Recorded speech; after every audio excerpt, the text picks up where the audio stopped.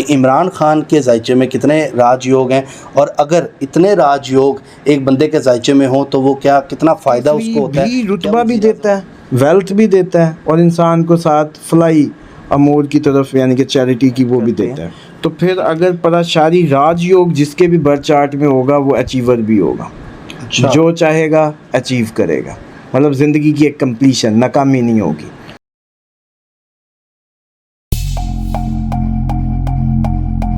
अस्सलाम वालेकुम, मैं हूं फलक शेख और आप देख रहे हैं फलक शेख ऑफिशियल। नाजरीन, मेरे साथ मौजूद हैं उसामा अली साहब जो कि एस्ट्रोलॉजर हैं और रूहानी मामलात में भी हम जो भी मामलात होते हैं उस पर हम इनसे जानते हैं। और नाजरीन, बिज़नेस के हवाले से भी अगर आपको कोई नॉलेज चाहिए हो या आप चाहते हो कि आप बिज़नेस करना चाहते हैं तभी आप रब्ता इनसे कर सकते हैं। नाजरीन, टॉपिक बहुत ज़बरदस्त है। हमेशा से हमने जब भी बात की है प्रोग्राम स्टार्ट करने से पहले हमेशा इमरान खान साहब के हवाले से टॉपिक किया। उसमें ये प्रेडिक्शंस इन्होंने प्रीवियस प्रोग्राम में भी दी है और जो आगे प्रोग्राम्स आएंगे जो भी चीज़ें चलेंगी उसमें जायचे के हवाले से उसामा साहब हमें बताएंगे। आज का टॉपिक है राजयोग, कि इमरान खान के जायचे में कितने राजयोग हैं, और अगर इतने राजयोग एक बंदे के जायचे में हो तो वो क्या कितना फ़ायदा उसको होता है, क्या वो वज़ीर-ए-आज़म बन पाता है या नहीं बन पाता, ये राजयोग अच्छे होते हैं नहीं होते, जानते हैं उसामा अली साहब से। अस्सलाम वालेकुम सर। वालेकुम अस्सलाम। कैसे हैं उसामा भाई? ठीक है, शुक्र अल्लाह का, आप सुनाएं। ठीक ठाक। उसामा भाई, मैंने इंट्रो दिया है राजयोग का और आपने एक लेटेस्ट इस पे रिसर्च भी की है इमरान खान साहब के हवाले से। क्या देखते हैं कितने इसमें राजयोग होने चाहिए और एक पर्सनैलिटी में जो वज़ीर-ए-आज़म, सदर या इस लेवल पे आ सकती है? देखें, सबसे पहले तो इन योग को समझें कि योग कहते किसको हैं। ये कुछ 12 हाउसेस में प्लैनेट्स की डिस्ट्रीब्यूशन से सिंगल रीडिंग होती है कि ये प्लैनेट फर्स्ट हाउस में क्या करता है, सेकंड में क्या करता है, थर्ड में। लेकिन जो इसके कंजंक्शंस होते हैं, जो इसके कम्बिनेशंस होते हैं, उनको याद रखने के लिए, आसानी से समझाने के लिए उसको एक टाइटल दे दिया जाता है उन पोजीशंस के संगम को, उसको योग कहते हैं। और वो खान साहब के जो बर्थ चार्ट है उसमें 6 योग हैं। अच्छा। और उसमें सबसे पहला जो समझते हैं कि किसी भी शख्स को बड़ा बनाता है वो है भाद्रा पंच महापुरुष। अच्छा। भाद्रा पंच महापुरुष योग जो है वो इनको रिस्पेक्ट देता है और नॉलेजेबल बनाता है। ठीक है। जो आज मतलब लोगों में इनकी जो पजीराई है या वो है, वो उस भाद्रा पंच महायोग की वजह से। आप कहेंगे कि ये नाम किस तरह के हैं, तो डेफिनेटली क्योंकि हम इंडियन एस्ट्रोलॉजी को ले रहे होते हैं, क्योंकि वैदिक एक्चुअली काम सारा उसमें हुआ, लिटरेचर में होना तो ये कोई चाहिए था कि इस्लामी अल-बैरूनी से लेते लोग हमारे एस्ट्रोलॉजी को, और इस पे मुसलमान भी उस तरीके से काम करते जैसे अल-बैरूनी ने किया इस पे, तो वो लेकिन पॉसिबल नहीं हुआ बदकिस्मती से। तो लैंग्वेज का ज़ाहिरी बात है कि समझाने के लिए हम नई टर्म्स देने की बजाय आम फहम टर्म्स जो चलती हैं फिर उन्हीं को यूज़ करेंगे। तो दूसरा योग जो है वो है गज केसरी। गज केसरी योग जो है वो इनको कंपैशनेट बनाता है। ये शौकत खानम जो बना है, जो चैरिटेबल बनाता है, इसी तरीके से वेल्दी भी करता है और रिस्पेक्टेड भी बनाता है। ओके। अब ये जो योग है ये सबसे इम्पोर्टेंट है। महापुरुष पिछला था जिसने सिर्फ रिस्पेक्ट और नॉलेज देनी थी कि बंदा है भाई बड़ा, उसके पास नॉलेज है और वो किसी बाइज़्ज़त रुतबे पे जाएगा।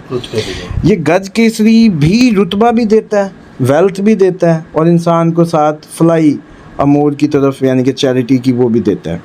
ठीक है। उसके बाद अगला धन योग, वो तो आप लोग सुनते ही समझ जाएंगे, पैसों से रिलेटेड। जी। धन योग जिसके होता है वो फेम के साथ वेल्थ। धन योग फेम के साथ वेल्थ देता है। ये हाथों में देखा जाता है कि जायचों में?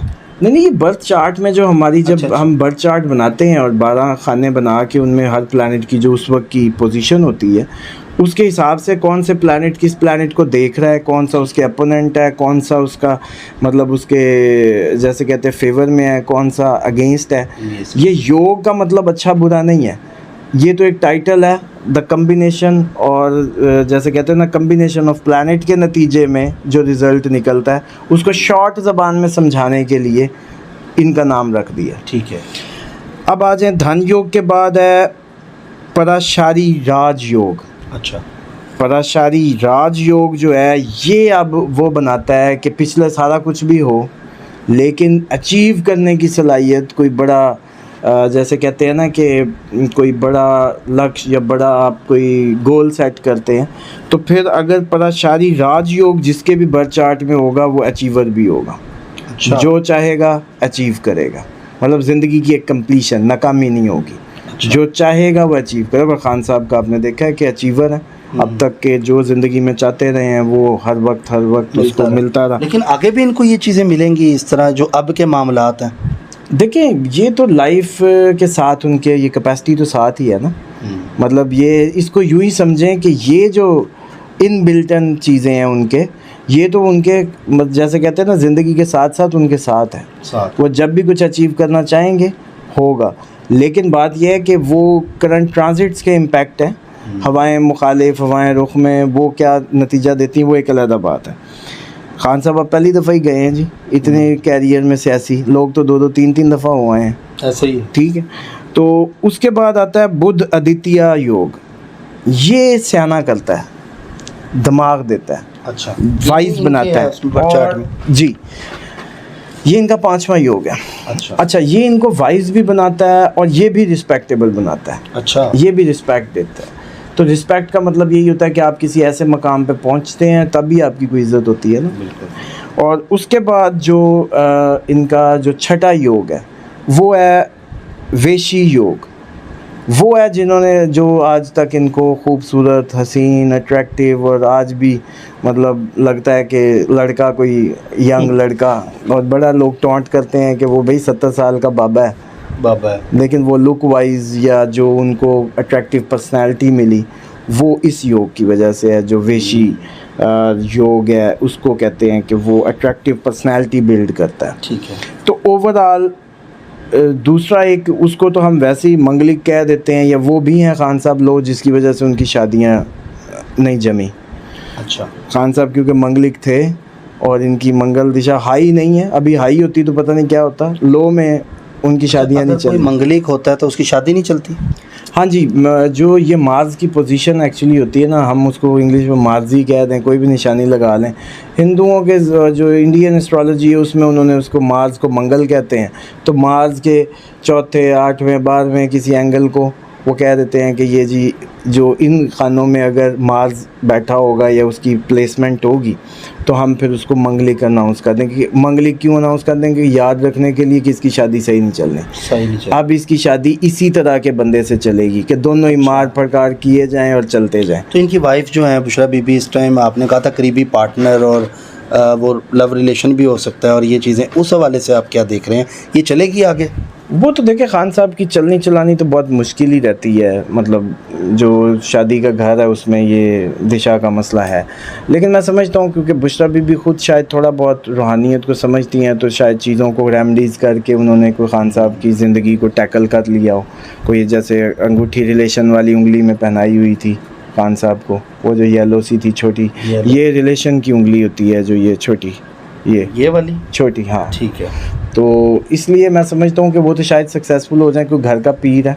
तो वैसे ओवरऑल अगर बात करें तो जिनके भी, बल्कि नाज़रीन भी सुन रहे हैं, इस पे लाजमी जैसे कहते हैं ना कि या ख़ुद सीख लें इतनी सी बात कि सिर्फ इतना चेक करवा लिया करें कि बेटे या बेटी का रिश्ता करते वक्त के दोनों, अगर उनमें से होता ही है कि अगर एक मंगलिक हो एक मंगलिक ना हो, या तो फिर होता ही है कि वो बीमार हो जाता है दूसरा स्पाउस। अच्छा। जो मंगलिक नहीं होता वो फिर बीमार रहता है हाफ लाइफ के बाद। जैसे मतलब अगर शादी होगी या 25-26 में, तो 35-40 के बाद मतलब उसने बीमार हो जाना होता है। तो इसलिए कोशिश किया करें कि चलें, अब बदनसीबी तो है ही, जो मंगलिक है उसकी शादी की लाइफ में तो हल्की फुल्की जैसे कहते हैं कि नशेब फराज और डेली रूटीन की बहस तकरार चलती रहती है, रूटीन लाइफ होती है। लेकिन वो क्योंकि उसके अंदर भी बिल्ट इन होती है, तो चाहिए होता है कि अगला कोई सॉफ्ट, मासूम, नरम बंदा ना हो, वो भी वैसा ही हो। तो दोनों फिर एक दूसरे को जैसे भी हल्का फुल्का टफ टाइम दें तो दोनों की तसल्ली भी हो जाए और घर चलता रहे। समझ रहे? ये जो कॉन्सेप्ट है ना कि एक भाई बर्दाश्त करने वाला, ये नहीं है, वो बीमार हो जाता है इसीलिए पार्टनर। अच्छा अच्छा। हाँ, ये बर्दाश्त कर करके हाँ, कर करके ये बर्दाश्त कर करके वो उसको नहीं फेस कर पाता, तो वो गम ले ले के बीमार हो जाता है। तो इसलिए दोनों एक जैसे हों तो चलो टकराते रहेंगे, कम से कम बीमार तो नहीं होंगे। लाइफ क्योंकि जान है तो जहान है, तो इसलिए कोशिश करना चाहिए। मैं समझता हूँ कि अगर इस तरह का केस हो तो दोनों मंगली को, लो हो तो दोनों लो हो, हाई हो तो दोनों हाई हो, उसको बस थोड़ा सा रीड करवा लिया करें मैच करवाते वक्त। ठीक है। और इसी तरीके से नेम्स का थोड़ा सा देख लिया करें कि शादी से पहले नेम कंपैटिबिलिटी कि बाज़ औक़ात नाम ही इतने टकराते हैं। उसी तरह जो बर्थ नंबर होता है, ड्राइवर या डेस्टिनी, उसको मैच कर लिया। ये तो नंबरोलॉजी सीरीज़ मेरे भी यूट्यूब पे है, उससे अपना अपना डायरी खोल के बैठ गए, 2 सीखें, 1 सीखें, 3 सीखें, उसी से नेम रखें बच्चों के। जिन्होंने चेंज करने हैं नेम वो चेंज करें, तो वो लेकिन ख़ुद मेहनत करें। लेकिन अब हम जो आप है या मैं हूँ, कोई भी हम बंदा है, कोई इल्म रखता भी, अब इतनी इतनी छोटी बातों पे नाम ढूंढ के भी दें, करके भी दें, कितना हम एफर्ट करें। दुनिया इतना लोग हैं, तो ये प्रोग्राम आप लोगों के, तो मैं समझता हूँ यूट्यूब के ज़रिए आप लोग जितना घर में बैठे लोगों को नॉलेज या रेस्क्यूशिप दे रहे हैं, आप लोगों की बड़ी अच्छी काविश है ये। और इसके साथ साथ ये होना चाहिए कि ये अब सीखें, ये कम से कम नंबरोलॉजी को, नाम रखने की सेंस को, नाम जोड़ने की सेंस को, और इसको जो है नाजरीन से रिक्वेस्ट है कि ख़ुद सीखें। क्योंकि बार बार रिश्ते आने, बार बार हमें राब्ते करेंगे और बार बार वो करेंगे, नहीं। आप लोग नंबरोलॉजी सीरीज़ से यूट्यूब चैनल पे भी है मेरे, और उस पे ख़ुद सीखें, ख़ुद डायरियाँ पकड़ें, ख़ुद मैच करें, जितने रिश्ते आए, बच्चे का नाम रखना है, ये सारी चीज़ें ख़ुद लर्न करें, तो ज़्यादा आसान। अच्छा उसामा भाई, मुझे ये बताएं कि ये राजयोग, ये चीज़ें आपने खान साहब के बारे में बताई हैं, एक आम इंसान की ज़िंदगी में उसे कैसे पता लगे कि मेरे बर्थ चार्ट में ये चीज़ें हैं? देखिए, उसके लिए तो डेफिनेटली एस्ट्रोलॉजिकल कैलकुलेशन चाहिए, कोई एस्ट्रोलॉजर ही चाहिए कि वही राब्ता करेगा, हम उसका बर्थ चार्ट बनाएंगे। मेरा वैसे जायचा बनाया हुआ, मेरे में कितने राजयोग और ये चीज़ें हैं? आपका मैंने बनाया था, लेकिन उसमें मैंने सारे योग के हिसाब से नहीं चेक किया था। अच्छा। हाँ, वैसे आप मुस्तकबिल के एक अमीर आदमी हैं और मुस्तकबिल के जो है फेमस भी हैं। चलें जी, बहुत शुक्रिया उसामा भाई, आपकी बदौलत ही है, आप लोगों की बदौलत। नाजरीन, आपने प्रोग्राम देखा राजयोग के हवाले से। उसामा साहब हमारे साथ मौजूद थे, बड़ी ज़बरदस्त इनकी प्रेडिक्शंस होती हैं, कैलकुलेशंस होती हैं। खान साहब के हवाले से भी इन्होंने हमें कैलकुलेशंस दी थी और आपने देखा कि किस तरह वो मुफीद साबित हुई। अब देखते हैं कि क्या मामलात होते हैं, क्योंकि इन्होंने तो ये प्रेडिक्शन की हुई है अक्टूबर के हवाले से पिछले व्लॉग में। बाकी हतमी फ़ैसला मेरे रब का है, क्योंकि जो करता है अल्लाह करता है, अल्लाह जो करता है वो बिल्कुल ठीक करता है। इसी के साथ अपने मेज़बान फलक शेख और उसामा अली साहब को दे इजाज़त। मिलते हैं आपसे अगली वीडियो में एक नई कैलकुलेशन के साथ। अपना ख्याल रखिएगा। अल्लाह हाफिज़। अल्लाह हाफिज़। पाकिस्तान जिंदाबाद। पाइंदाबाद।